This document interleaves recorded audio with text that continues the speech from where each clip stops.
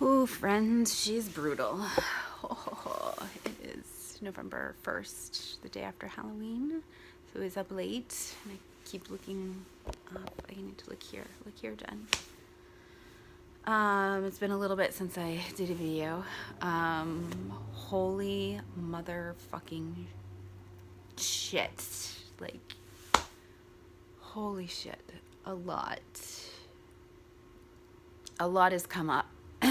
Like, I can't even speak because it's things that I've wanted to come up. I wanted to break through and have this shift, and I didn't know how to do it. And I've actually been looking into psychedelics to help bring up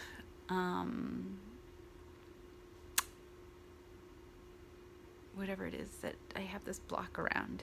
I had this block around my intimate relationships, money, which is also very intimate,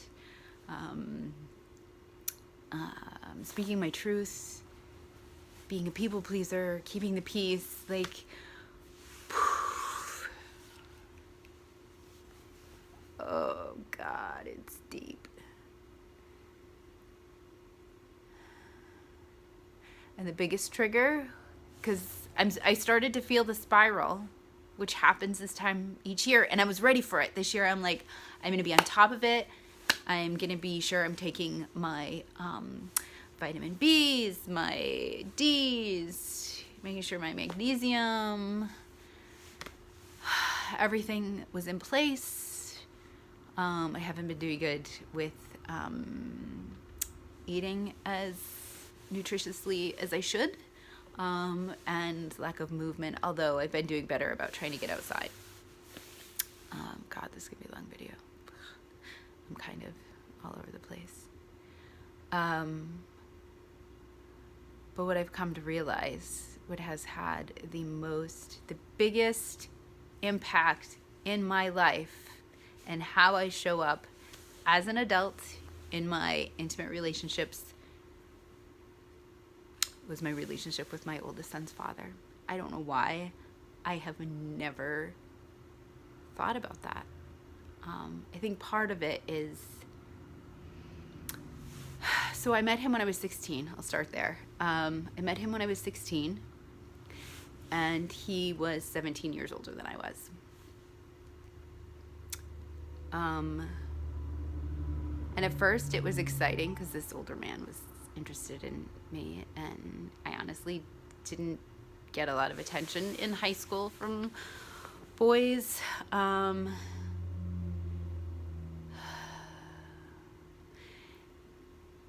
And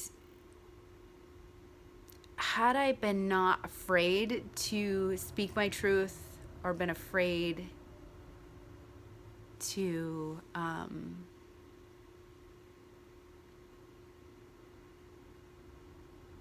share my story or what I was going through with my parents, and not feel like I would have been shamed or they would have been angry with me, maybe things would have been different. And that was the start of this journey, was reading The Dance of the Destinant Daughter, and seeing the impact my relationship with femininity and the females in my life have had, and how they show up in the world, and what that was modeled for me as a child. And I put blame on no one. No one is to blame for this. Everybody was doing the best that they could. This is just me processing this grief, letting it go, and trying to figure out new ways of showing up in my life that are healthy and useful tools. So I met my son's father, and I became pregnant. I met him when I was 16. This time of year was fall time where I grew up. We got out for harvest break, so there was 3 weeks of the year that 3 weeks of the fall in October into November, or late September into October, that we didn't go to school. And if you didn't work on the harvester, then my last year, oh oh God, I just put this together. My last year working on the Harvester was a sophomore in high school. My grandfather passed away. Actually, his funeral was my second day of my junior year. So I didn't work the harvest my junior or senior year. So I didn't have a job that time. I usually babysat or whatever. But, oh man, I just realized that. So not only did I have a big loss this time of year, and then coming up in December will be the greatest loss of my life, my paternal grandmother. I met my son's father, and pretty quickly it became an intimate relationship. I'm not going to go into all the details. I'm not ready for that yet, but anyways, a year, 2 years go by, so all of my junior year, and then in all of my senior year as well too. I'm pretty sure I got pregnant graduation night. And for the longest time, I just looked at it as it was just a failed relationship. I've never looked at it through the lens of an adult or a mom, a fucking mother. I haven't looked at it as a mother until now. And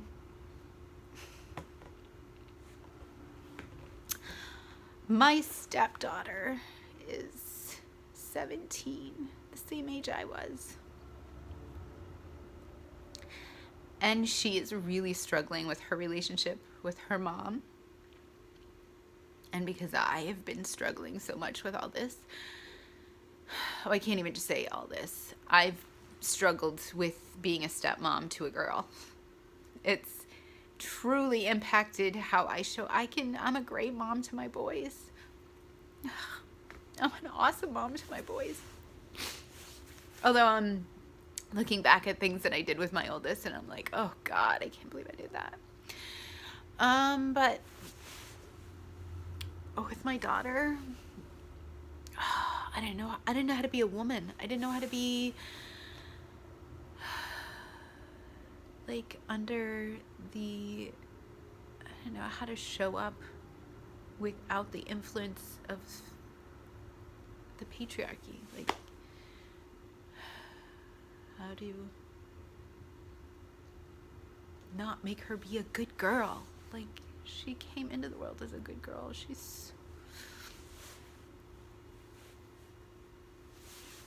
incredible, and she doesn't know that. So it is my job going forward to make sure that she knows that.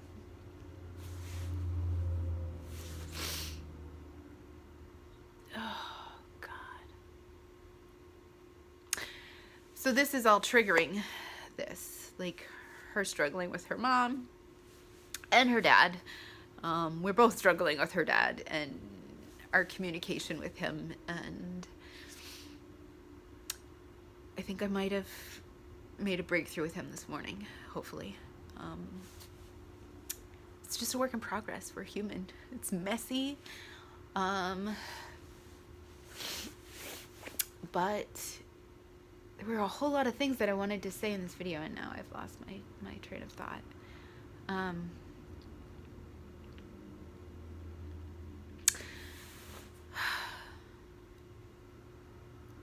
But I'm listening. I'm going to go buy the book. I wasn't a huge fan of Mel Robbins. Honestly, I hate saying that because now I'm probably her biggest fan. I don't know. I think my friend described her best as the female version of Dr. Phil. And I adore Dr. Phil. I think Dr. Phil's great. Like, I love people that just, tell it how it is. And she's kind of hard. And I think for me right now, I need soft edges. I need that feminine soft edginess. But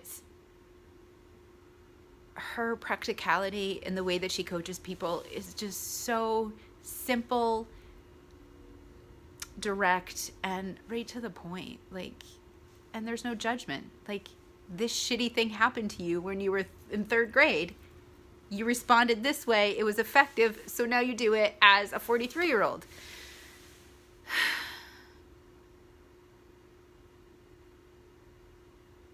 But it's not working. It's not working anymore. Like,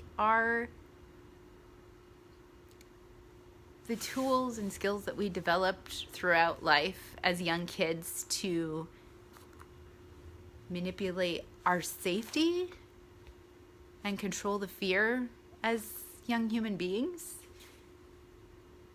worked then, but they get imprinted and ingrained in us. And if we grew up, I mean, my parents weren't abusive, and like, I got threatened with the wooden spoon, but I can't ever remember a time that I got hit or spanked. Or I remember the day the wooden spoon got broken, but I do remember so much anger,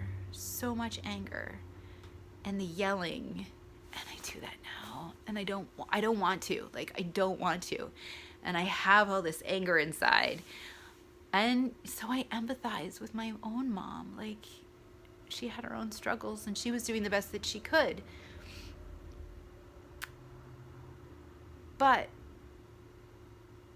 as a little person, that only, like, it just makes you fearful. Like, it makes you feel like you did something wrong, and you need to control that situation and not do it again, or not say the wrong things, or... And that's how I was. Like, I was a little adult. I took it all in. I kept my mouth shut. I cried and blow snot behind closed doors in my bedroom. My parents never knew my pain.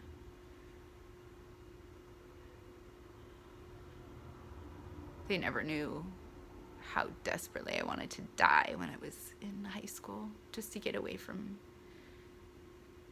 what I was feeling. I didn't feel like I had a choice to leave the relationship that I was in with my son's father.